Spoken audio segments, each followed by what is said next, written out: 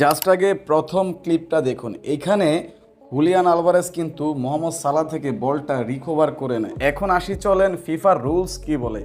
ফিফার রুলস এইটাই বলে, যার পায়ে প্রথমে বল থাকবে সে যদি ওই বলটা লুজ করে ফেলে বা বিপক্ষ দলের প্লেয়ার যদি ওই বলটাকে উইন করে ফেলে, এখানে মো সালাহ যখন হুলিয়ান আলভারেজকে ড্রিবল পাস করার চেষ্টা করে তখনই কিন্তু আলভারেজ তার পাটা বলের দিকে দেয় এন্ড বলটা প্রথমেই সে টাচ করে আর উইন করে। এরপর আসেন হুলিয়ান আলভারেজ কি আসলেই মো সালাহকে ফাউল করছিল কি না। দেখেন মো সালাহ কিন্তু আগে এই বলটা হুলিয়ান আলভারেজের কাছে মিস করে ফেলে, মানে বলটা নিয়ন্ত্রণ হারায়, আর হুলিয়ান আলভারেজ কিন্তু এই বলটা নিজেই নিয়ন্ত্রণ করে বলটা পাস করে নিয়ে যায়। মো সালাহ যখন দেখলো যে সে বলটার নিয়ন্ত্রণ হারিয়ে ফেলেছে, সে জাস্ট নিজের পাটা হালকা উপরের দিকে নেয়, আর হুলিয়ান আলভারেজ যখন ওর পাটাকে কাটানোর চেষ্টা করে ব্যাকে আনার চেষ্টা করে তখনই আলভারেজের পাটা মো সালাহর পায়ের সাথে লেগে যায়। আপনি যখন বলের নিয়ন্ত্রণ হারিয়ে ফেলবেন তখন কিন্তু রেফারি আর ভিআর এই জিনিসটা ইন্টারসেপ্ট করবে না, খেলাটা চালিয়ে যাবে।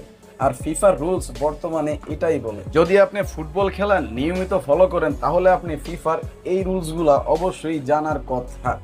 সিজনালদের মতো এই জিনিসটাকে নিয়ে ট্রল করার কোনো ওয়ে নাই।